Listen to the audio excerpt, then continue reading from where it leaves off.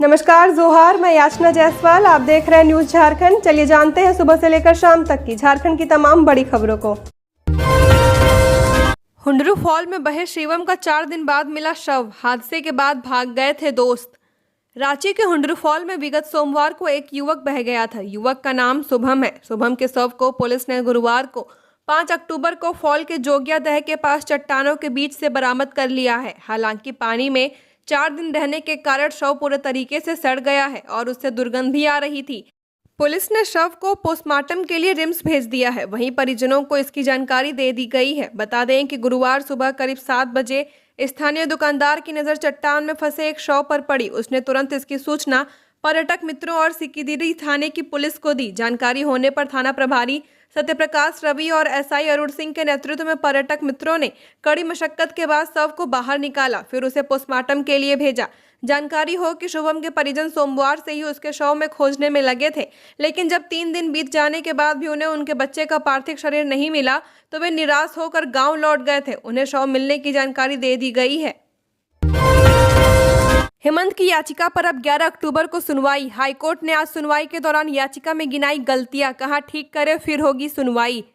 प्रवर्तन निर्देशालय के समन के खिलाफ दायर की गई मुख्यमंत्री हेमंत सोरेन की याचिका पर झारखंड हाईकोर्ट में आज सुनवाई हुई। अब इस मामले की सुनवाई के लिए अगली तारीख 11 अक्टूबर तय की गई है। मुख्यमंत्री हेमंत सोरेन ने ईडी के समन के खिलाफ यह याचिका दायर की है। मुख्यमंत्री ने 5वें समन के बाद ईडी को चिट्ठी लिखकर कोर्ट में मामला दायर होने का हवाला दिया है। आज हुई सुनवाई के दौरान कोर्ट ने कहा कि इस याचिका में 5 गलतियां, जिसकी वजह से अब इस मामले की सुनवाई 11 अक्टूबर को होगी। कोर्ट ने इस याचिका में मौजूद गलतियों को ठीक करने का समय दिया है। यह मामला चीफ जस्टिस संजय कुमार मिश्र व जस्टिस आनंद सेन की खंडपीठ में सुनवाई के लिए सूचीबद्ध हुआ। हेमंत सोरेन द्वारा याचिका में प्रवर्तन निर्देशालय के समन व उसके अधिकार को चुनौती दी गई है।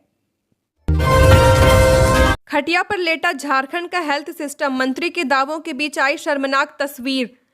झारखंड के विकास को लेकर सीएम हेमंत लगातार दावे करते नजर आते हैं। सीएम आए दिन कहते नजर आते हैं कि राज्य के हर जिले, हर गांव तक हम विकास कर रहे हैं, लेकिन आज भी कई ऐसे गांव हैं जो सरकार की दावों को खारिज करती नजर आती हैं, जहां ग्रामीणों को मूलभूत सुविधा तक मुहैया नहीं कराई गई है। जो तस्वीर आप ऊपर देख रहे हैं, यह तस्वीर झारखंड के लातेहार जिले के मालन पंचायत की है। यहां स्वास्थ्य सेवा तो दूर, पक्की सड़क भी नहीं है, जिस कारण एम्बुलेंस वहां नहीं पहुंचती है। दरअसल बुधवार को गांव के दीपक गंजू की गर्भवती पत्नी की अचानक तबीयत बिगड़ गई। ऐसे में परिजनों को अस्पताल पहुंचने के लिए खटिये का सहारा लेना पड़ा। परिजन मरीज को लेकर 2.5 किलोमीटर तक पैदल चले, तब जाकर उन्हें एम्बुलेंस मिला, जिसके बाद से एम्बुलेंस से सामुदायिक स्वास्थ्य केंद्र पहुंचाया गया, जहां उसका इलाज किया जा रहा है। वहीं इस स्थिति को देख सामाजिक कार्यकर्ता सुरेश नाथ लोहरा ने व्यवस्था पर नाराजगी जाहिर की है। उन्होंने कहा कि गांव विकास से कोसों दूर है। पंचायत के मुखिया जतरू कुमार मुंडा कहते हैं कि सड़क निर्माण के लिए विभाग को लिखा गया है, जल्द ही गाँव में सड़क बनवाई जाएगी। 263 करोड़ की लागत से बराकर नदी पर बनेगा पुल। धनबाद से जमताड़ा के बीच 45 किलोमीटर की दूरी हो जाएगी कम। कैबिनेट ने निरसा जमताड़ा पथ पर बराकर नदी पर 263 करोड़ रुपए की लागत से पुल निर्माण योजना पर सहमति दे दी है। प्रस्तावित पुल की लंबाई 1584 मीटर होगी।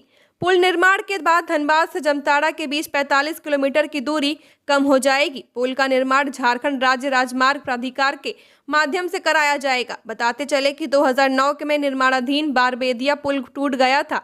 उसके बाद से ही पुल का निर्माण ठप है। वहीं मंत्रिमंडल ने त्रिस्तरीय पंचायतों के लिए मुख्यमंत्री प्रोत्साहन पुरस्कार योजना को मंजूरी दी है। इसके तहत बेहतर कार्य करने वाली पंचायतों को पुरस्कृत किया जाएगा। वहीं उत्कृष्ट पंचायत पुरस्कार योजना के तहत राज्य के 2 जिला परिषद को 20 लाख, 5 प्रखंड पंचायतों को 15 लाख और 24 ग्राम पंचायतों को 10 लाख रुपए का नगद पुरस्कार दिया जाएगा। झारखंड में आज भी इन इलाकों में बारिश की संभावना। 9 अक्टूबर के बाद मानसून की विदाई संभव। साइक्लोनिक सर्कुलेशन का असर पूरे राज्य में। मौसम विभाग ने 7 अक्टूबर को भी राज्य के दक्षिणी हिस्सों में गर्जन के साथ बारिश की संभावना जाहिर की है। यही हाल 8 अक्टूबर को भी रहेगा। मौसम वैज्ञानिक अभिषेक आनंद ने कहा, मानसून की वापसी में 2-3 दिनों की देरी भी होगी तो दुर्गा पूजा में वर्षा होने की संभावना कम है। साइक्लोनिक सर्कुलेशन का असर पूरे राज्य में है। मौसम विभाग ने संभावना जाहिर की है कि 9 अक्टूबर तक की इसका असर पूरे राज्य में रहेगा। पिछले 1 सप्ताह के दौरान पूरे राज्य में कहीं 70 तो कहीं 150 मिलीमीटर वर्षा हुई है। शहर में तालाब और नदियां भरे हैं। सबसे अधिक वर्षा 175.8 मिलीमीटर गोड्डा के सुंदर पहाड़ी में रिकॉर्ड की गई है। सबसे अधिक तापमान 30.8 डिग्री गढ़वा का और सबसे कम तापमान 22 डिग्री रांची में रहा।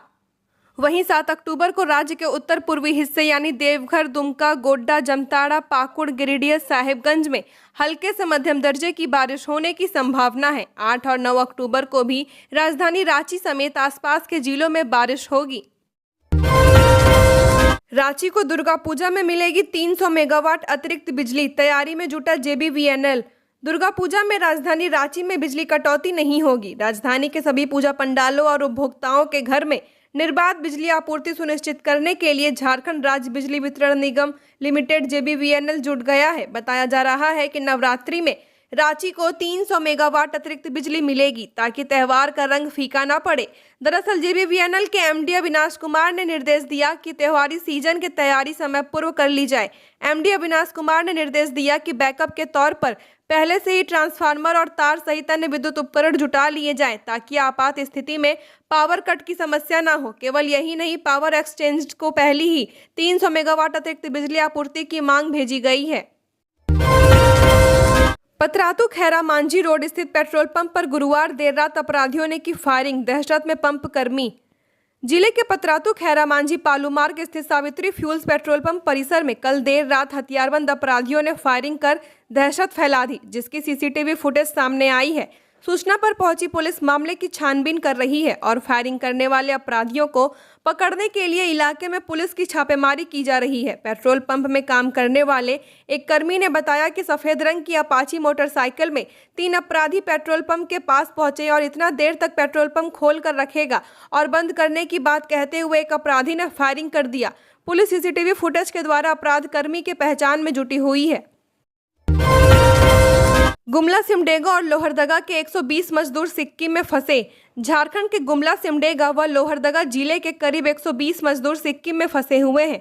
बुधवार का सिक्किम में एक कंस्ट्रक्शन साइट में बादल फटने से बाढ़ आ गया, जिससे वहां काम कर रहे सभी मजदूर फंस गए।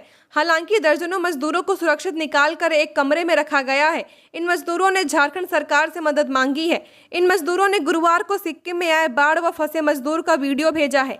मजदूरों ने कहा कि यहां भयावह स्थिति है। हम लोग 2 माह पहले काम करने के लिए सिक्किम आए थे। मजदूर संघ गुमला के प्रदेश सचिव जुम्मन खान ने कहा कि गुरुवार को मजदूरों ने मुझे फोन किया था, सभी रो रहे थे। अधिकांश मजदूरों को सुरक्षित स्थान पर रखा गया है। मैंने इसकी सूचना प्रशासन व प्रवासी नियंत्रण केंद्र को दे दी है ताकि झारखंड सरकार इन मजदूरों को वापस लाने की पहल कर सके। जुम्मन ने बताया कि सिक्किम में गुमला के करीब 100, सिमडेगा के 15 और लोहरदगा के 5 मजदूर फंसे हुए हैं। देवघर एम्स मामले में हाईकोर्ट ने राज्य सरकार के जवाब पर प्रार्थी से मांगा प्रत्युत्तर। देवघर एम्स में बुनियादी सुविधा उपलब्ध कराने को लेकर सांसद निशिकांत दुबे की जनहित याचिका की सुनवाई झारखंड हाईकोर्ट में शुक्रवार को हुई। मामले में देवघर एम्स में दी जाने वाली सुविधाओं से संबंधित राज्य सरकार के जवाब पर प्रार्थी को प्रत्युत्तर देने का निर्देश हाईकोर्ट ने दिया है। चीफ जस्टिस संजय कुमार मिश्र की अध्यक्षता वाली खंडपीठ ने मामले की सुनवाई की। अगली सुनवाई 10 नवंबर को होगी। बता दें कि इस मामले में हुई पूर्व की सुनवाई में राज्य के मुख्य सचिव एवं एम्स देवघर के डायरेक्टर कोर्ट के समक्ष वर्चुअल रूप से उपस्थित हुए थे। प्रार्थी ने देवघर एम्स में इलेक्ट्रिक सबस्टेशन बनने, अप्रोचिंग रोड बनने, फ्लाईओवर बनने, आवश्यकता अनुसार पानी की व्यवस्था होने, फायर सेफ्टी की पर्याप्त व्यवस्था आदि की सुविधा मुहैया कराने का आग्रह राज्य सरकार से किया है। याचिका में सांसद निशिकांत दुबे की ओर से कहा गया है कि देवघर एम्स में कई बुनियादी सुविधाओं का अभाव है। उनकी ओर से कोर्ट से देवघर एम्स के लिए पर्याप्त बिजली, पानी, पहुंच, सड़क, फायर ब्रिगेड वाहन आदि की सुविधा उपलब्ध कराने का आग्रह कोर्ट से किया गया है। 9वीं से 11वीं कक्षा तक के लिए रजिस्ट्रेशन शुरू। झारखंड में 9वीं और 11वीं के छात्र छात्राओं के लिए रजिस्ट्रेशन की प्रक्रिया शुरू हो गई है। रजिस्ट्रेशन की आखिरी तिथि 28 अक्टूबर है। रजिस्ट्रेशन करने पर ही 2024 की 9वीं से 11वीं की परीक्षा में शामिल हो सकेंगे। 2025 में मैट्रिक व इंटर की परीक्षा दे पाएंगे। झारखंड एकेडमिक काउंसिल समेत स्कूली शिक्षा व साक्षरता विभाग ने सभी जिलों को गाइडलाइन भेज दिया है। छात्र छात्राएं बिना विलंब शुल्क के 28 अक्टूबर तक रजिस्ट्रेशन फॉर्म ऑनलाइन भर सकेंगे। वहीं विलंब शुल्क के साथ 1 से 10 अक्टूबर तक रजिस्ट्रेशन होगा। 1 मार्च 2011 के बाद जन्मतिथि वाले छात्र छात्राओं का रजिस्ट्रेशन फॉर्म रद्द कर दिया जाएगा। फसल राहत योजना में प्रति एकड़ मिलेंगे 4,000। झारखंड राज्य फसल राहत योजना के तहत प्राकृतिक आपदा के कारण प्रभावित फसल की क्षति पर किसानों को राहत देने के लिए प्रति एकड़ 4,000 रुपए तक सहायता राशि दी जाएगी। इसके लिए किसानों को ऑनलाइन निबंधन कराना होगा और हर फसल यानी खरीफ एवं रबी के अलग अलग आवेदन देना होगा। कृषि विभाग की ओर से खरीफ के लिए निबंधन एवं आवेदन की प्रक्रिया शुरू हो गई है। आवेदन की अंतिम तिथि 15 अक्टूबर है। कृषि निर्देशालय के अनुसार योजना के तहत कॉमन सर्विस सेंटर के द्वारा आवेदन करने वाले पूर्व से निबंधित किसानों को आवेदन के लिए 10 रुपए एवं निबंधन और आवेदन करने वाले को 40 रुपए का भुगतान करना होगा। किसानों को ई-केवाईसी के लिए कोई अतिरिक्त शुल्क नहीं देना है। आबादी के अनुसार मिले हक। मुख्यमंत्री हेमंत सोरेन ने कहा कि झारखंड में जाति आधारित जनगणना को लेकर 2021 से ही प्रयास हो रहा है। राज्यपाल को विधानसभा से पारित कर आरक्षण से संबंधित बिल भेजा गया है। सरकार का मानना है कि जिस समूह में जितनी संख्या है उतना अधिकार उसको मिले। मुख्यमंत्री गुरुवार को कैबिनेट की बैठक के बाद प्रोजेक्ट भवन में पत्रकारों के सवाल का जवाब दे रहे थे। ईडी कार्रवाई पर उठाए सवाल मीडिया कर्मियों से बातचीत के दौरान सीएम ने ईडी की कार्रवाई पर भी सवाल उठाए। कहा कि केंद्रीय एजेंसी का सहयोग सियासी हितों के लिए लिया जा रहा है। आप सांसद संजय सिंह ही नहीं, कई लोग लाइन में हैं। मुख्यमंत्री सभी दलों की सहमति से 2 वर्ष पूर्व जातीय गणना के अनुसार प्रधानमंत्री को पत्र लिख मांग कर चुके हैं। दिल्ली में झारखंड के सर्वदलीय शिष्टमंडल के सदस्यों ने इससे संबंधित मांग पत्र गृह मंत्री को सितंबर 2021 में सौंपा था। मुख्यमंत्री ने पत्र में कहा था कि संविधान में सामाजिक एवं शैक्षणिक रूप से पिछड़े वर्गों के विकास के लिए जातिगत आधार पर जनगणना जरूरी है ताकि उनकी प्रगति के लिए नीति निर्धारण किया जा सके। हेमंत सोरेन सरकार ने कैंसर रेबीज को घोषित किया अधिसूचित रोग। 32 प्रस्तावों को दी मंजूरी। झारखंड मंत्रिमंडल ने गुरुवार को कैंसर और रेबीज को अधिसूचित रोग घोषित करने के प्रस्ताव को मंजूरी दे दी है, जिससे ऐसी बीमारियों के लिए डेटाबेस का मार्ग प्रशस्त हो जाएगा। राज्य कैबिनेट सचिव वंदना डाडेल ने कहा, कैंसर और रेबीज को उल्लेखनीय बीमारी के रूप में घोषित करने के साथ निजी और सरकारी अस्पतालों को ऐसी बीमारियों का इलाज कर रहे मरीजों के बारे में सरकार को सूचित करना होगा ताकि एक डेटाबेस बनाया जा सके। इसमें भविष्य में दीर्घकालिक नीति का मसौदा तैयार करने में भी मदद मिलेगी। मंत्रिपरिषद ने मुख्यमंत्री पंचायत प्रोत्साहन योजना और स्वच्छ एवं स्वस्थ पंचायत प्रोत्साहन योजना को भी मंजूरी दे दी, जिसके तहत 24 जिलों में 4,300 से अधिक ऐसे संस्थानों में से 24 सर्वश्रेष्ठ ग्राम पंचायतों का चयन किया जाएगा और प्रत्येक को 10 लाख रुपए की राशि से सम्मानित किया जाएगा। डाडेल ने कहा कि झारखंड के 5 प्रमंडलों से 5 प्रखंड पंचायतों का भी चयन किया जाएगा और उन्हें 15-15 लाख रुपए पुरस्कार के रूप में दिए जाएंगे। बता दें कि राज्य सरकार की कैबिनेट बैठक के दौरान 32 एजेंडों को मंजूरी प्रदान कर दी गई है। इसमें जल संकट से निपटने के लिए 4,351 और ग्राम पंचायतों में 43,510 ट्यूबवेल लगाने के लिए 463 करोड़ रुपए दिए गए हैं। इसके अलावा आधार इकोसिस्टम 2023 के लिए सूचना सुरक्षा नीति और डेटा गोपनीयता नीति को भी मंजूरी प्रदान कर दी गई है। आटा चक्की चलाता है पति, पत्नी उठा रही विधवा पेंशन। लातेहार जिले के चंदवा प्रखंड में सरकारी पैसों की लूट के एक से एक कारनामे सामने आते रहे हैं। नया मामला विधवा पेंशन से जुड़ा है। एक शादीशुदा महिला पिछले 2-3 वर्ष से विधवा पेंशन का लाभ उठा रही है, जबकि उसके पति जीवित हैं। मामला सासंग पंचायत के सासंग गांव का है। यहां की रहने वाली नजमा बीबी पति जमाल अंसारी विधवा पेंशन का लाभ ले रही हैं। पेंशन सूची में उनका ऑर्डर नंबर JHS 02111336 अंकित है। इस सूची में नजमा की उम्र 64 वर्ष दर्ज की गई है। स्टेटस भी एक्टिव दिखाई दे रहा है, जबकि ग्रामीणों के अनुसार वास्तविकता कुछ और ही है। उक्त महिला की उम्र करीब 36 से 37 साल बताई जा रही है। उसके पति ब्रह्माड़ी बाजार में ही आटा मिल संचालित करते हैं। जीवित पति के नाम पर विधवा पेंशन उठाना भी सरकारी पैसों का लूट है। इतना ही नहीं, नजमा का परिवार पूरी तरह से सक्षम है। पहले उनके पास एक ट्रक भी था। ब्राह्मणी बाजार में इनकी कई दुकानें रेंट पर भी लगी हैं। लातेहार के चंदवा प्रखंड में पेंशन से जुड़े ऐसे कई मामले हैं। कहीं 60 साल की उम्र हुए ही लोग वृद्धावस्था पेंशन का लाभ ले रहे हैं, तो कहीं लाभुक के निधन के बाद भी उनके खाते में पेंशन की राशि आ रही है। इस संबंध में बीडीओ विजय कुमार ने कहा कि मामला संज्ञान में आया है, जांच कर दोषियों पर उचित कार्रवाई की जाएगी। रांची के तांत्रिक ने बिहार के दंपत्ति को झांसा देकर चुराया बच्चा, 50,000 में बेचा। रांची के तांत्रिक ने बिहार के जमुई जिला निवासी एक दंपत्ति को झांसा देकर उसके 10 माह के बच्चे को 50,000 रुपए में बेच दिया। दरअसल तांत्रिक ने दंपत्ति को यह कहकर डराया कि आपका बच्चा भविष्य में आपकी मौत का कारण बनेगा। पुलिस ने मामले में कार्रवाई कर आरोपी तांत्रिक और बच्चा खरीदने वाले दंपत्ति सहित 5 लोगों को हिरासत में लिया है। पीड़ित दंपत्ति को उनका बच्चा लौटा दिया गया है। आज से सीउड़ी स्टेशन पर रुकेगी रांची भागलपुर वनांचल एक्सप्रेस। धनबाद 6 अक्टूबर से चलने वाली वनांचल एक्सप्रेस का ठहराव बंगाल के सीउड़ी स्टेशन पर भी होगा। ट्रेन संख्या 13403 रांची भागलपुर वनांचल एक्सप्रेस देर रात 2:30 बजे से 2:32 तक इस स्टेशन पर रुकेगी। वापसी में ट्रेन संख्या 13404 भागलपुर रांची वनांचल एक्सप्रेस का ठहराव देर रात 12:53 से 12:55 तक होगा। वर्तमान में इस ट्रेन का अंडाल से रामपुर हाट के बीच केवल सैंथिया में ठहराव है। अब यह सीवड़ी में भी रुकेगी।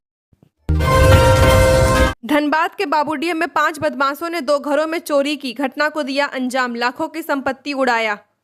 कोयलांचल में अपराधियों का मनोबल दिन ब दिन बढ़ता जा रहा है। हालात यह है कि घर वालों के मौजूदगी में ही अपराधी दूसरे कमरे में घुसकर घटना को अंजाम दे रहे हैं। शहर के सदर थाना क्षेत्र स्थित बाबूडीह में गुरुवार देर रात अपराधियों ने मोहल्ले के 2 घरों में घुसकर लाखों की संपत्ति उड़ा लिया है। इसकी जानकारी परिजनों को शुक्रवार की सुबह हुई। बाबूडीह निवासी सरकारी शिक्षक मनोज पासवान के घर 5 की संख्या में पहुंचे चोर खिड़की के ग्रिल को उखाड़कर कमरे में घुसे। सोए हुए परिजनों के कमरे को बाहर से बंद कर बगल के कमरे में चोरी की घटना को अंजाम दिया, जिसमें अलमीरा बक्सा के लॉक को तोड़कर 30 से 40 हजार नगद सहित सोने चांदी के गहने ले गए। इस घटना का सीसीटीवी फुटेज सामने आया है, जिसमें देखा जा सकता है कि घटना को अंजाम देने के बाद चोर 5 की संख्या थी, जो एक घर में घटना को अंजाम देकर काफी सावधानीपूर्वक बाहर निकले और चारदीवारी को फांदकर फरार हो गए।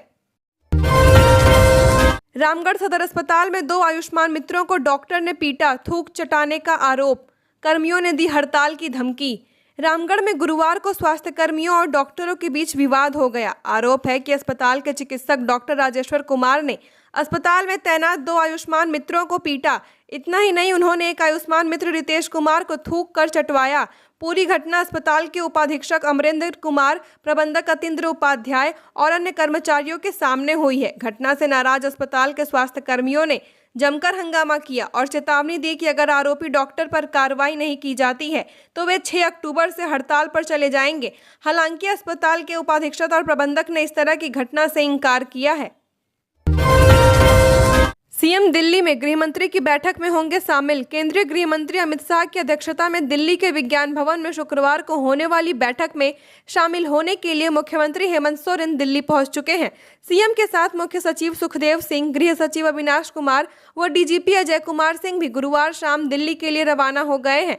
झारखंड के नक्सल प्रभावित जिलों में विकास योजनाओं तक की अद्यतन स्थिति और सुरक्षा बलों के अभियान की प्रगति से शाह को अवगत कराया जाएगा। बैठक में राज्य के 19 आकांक्षी जिलों पर भी बातें होंगी। बैठक में छत्तीसगढ़, मध्य प्रदेश, उड़ीसा, आंध्र प्रदेश, तेलंगाना, बिहार और यूपी व बंगाल शामिल होंगे। झारखंड विधानसभा कर्मियों को 17 साल से प्रोन्नति नहीं, लिखा पत्र। झारखंड विधानसभा में कार्यरत अधिकारियों व कर्मचारियों की पिछले 17 साल से प्रोन्नति लंबित है। गुरुवार को विधानसभा अध्यक्ष के निर्देश पर विधानसभा सचिवालय के उप सचिव नवीन कुमार की ओर से मंत्रिमंडल सचिवालय एवं समन्वय विभाग के प्रधान सचिव को पत्र लिखकर शीघ्र प्रोन्नति दिलाने का आग्रह किया गया है। साथ ही इसके लिए विधानसभा सचिवालय में सीमित प्रतियोगिता परीक्षा के माध्यम से तथा नियमित प्रोन्नति सहित अन्य मामलों के लिए सेवानिवृत्त न्यायमूर्ति SK मुखोपाध्याय की अध्यक्षता में गठित एक सदस्यीय न्यायिक आयोग से भी सलाह लेने का आग्रह किया गया है। झारखंड की और खबरों के लिए बने रहिए हमारे साथ। हमारे चैनल न्यूज़ झारखंड पर चैनल को सब्सक्राइब करें, साथ बेल आइकन को प्रेस करें। नमस्कार।